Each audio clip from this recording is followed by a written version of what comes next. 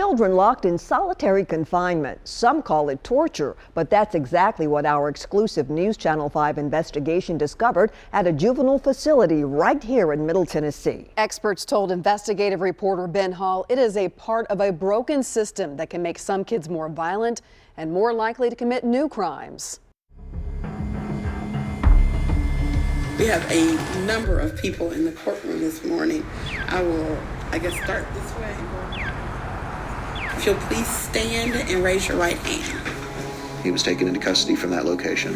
He is charged with criminal homicide.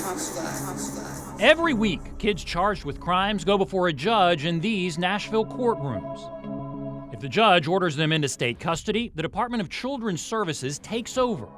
DCS immediately transfers those kids out of the city, down Interstate 65, 50 miles south, to a detention center in rural Maury County.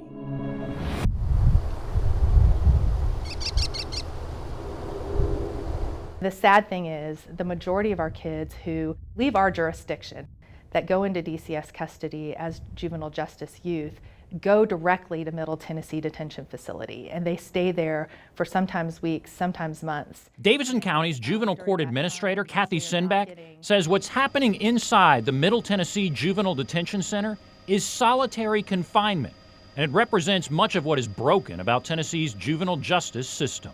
It is not a secret that they have terrible facilities, terrible programs and policies for our youth.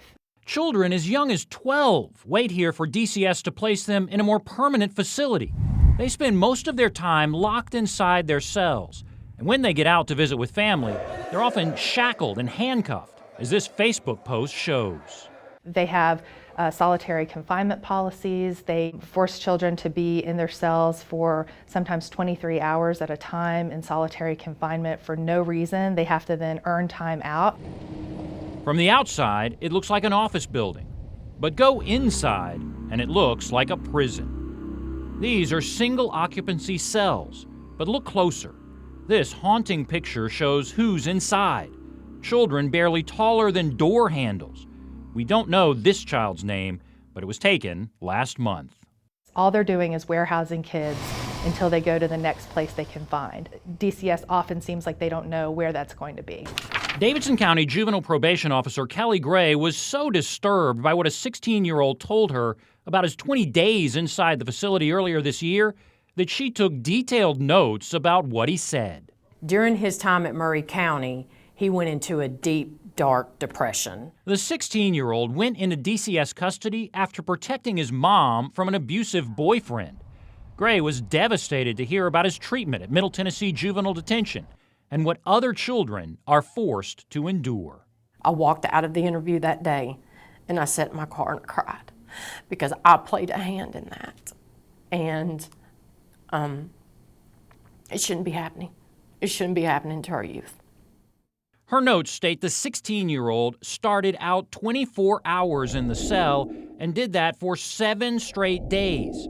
All he was allowed to do was take a shower every morning. He said he didn't know why he could not leave his cell. During the first 7 days of his stay at Maury County, he was on 24-hour-a-day lockdown. He was not allowed to leave his cell at all. These pictures show 12 cells in the North Pod that are all single occupancy. The 16-year-old said after 7 days alone in his cell, he was allowed just 1 hour out of his cell. He said if you kept your cell clean, you eventually got 2 hours out of your cell. This is the most you would get outside your cell. Whenever I read that this child started out in his cell 24 hours a day for 7 days straight, I get chills down my spine. We showed the 16-year-old's interview to attorney Wesley Clark, who along with the American Civil Liberties Union sued the Department of Children's Services in 2016 after a different detention center held kids in isolation for 23 hours a day with 1 hour of recreation. And this child complains about depression and hopelessness and misery. And that's what one would expect with no stimulation, being locked inside a room by yourself for a week. Why we think this is okay for juveniles who are removed from their families and in the custody of the state is confusing. Clinical psychologist Dr. Kimberly Brown works at Vanderbilt Psychiatric Hospital. She says isolating juveniles for 22 hours or more is especially dangerous because their brains are still developing. Not only does it not help with rehabilitation, but it completely goes against the mission of rehabilitation. How is it not seclusion if they're kept inside one of those cells for 23 hours? Again, it's not a situation I would want to be in, but it's not a violation of our current rules. The director of licensing with DCS, Mark Anderson, looked at the notes from the 16-year-old and said he did not know the specific case. But even if the teenager spent 24 hours a day in his cell, it would not violate DCS policy. He said during the first week, juveniles are kept on what's called room restriction for 23 hours a day and get only 1 hour of recreation. To many people, that looks like solitary confinement.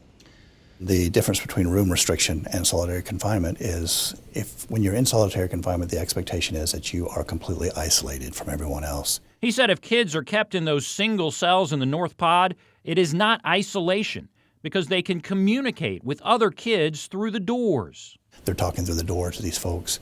So it's not as if these youth are, again, isolated down in a hole somewhere. That's not going to stand up to any kind of scrutiny with anyone except the Department of Children's Services. Attorney Wesley Clark was shocked when he heard that argument. He believes DCS is violating juveniles' constitutional rights. The ability of children to scream at each other through the cell walls provides this facility with a good argument that they're complying with the regulations. I've got an argument that what they're doing is still unconstitutional. Clark says a new state law needs to better define solitary confinement, but the department has worried a strict law could force them to stop using several juvenile facilities. That was the kind of the elephant in the room when we were doing our rules, when we were revising the rules a couple of years ago. If we were completely stringent on how we define seclusion, there was quite a few of those facilities that would have been out of compliance the minute those rules went into effect. Davidson County juvenile court officials say all that time in their cells makes kids more stir-crazy and more prone to vandalism or worse. At the very least, they say it's not a step toward rehabilitation, and it makes kids desperately in need of services even worse off. When a child goes into DCS custody, it is for treatment and rehabilitation. It is not for punishment. How is that treatment and rehabilitation? It's not.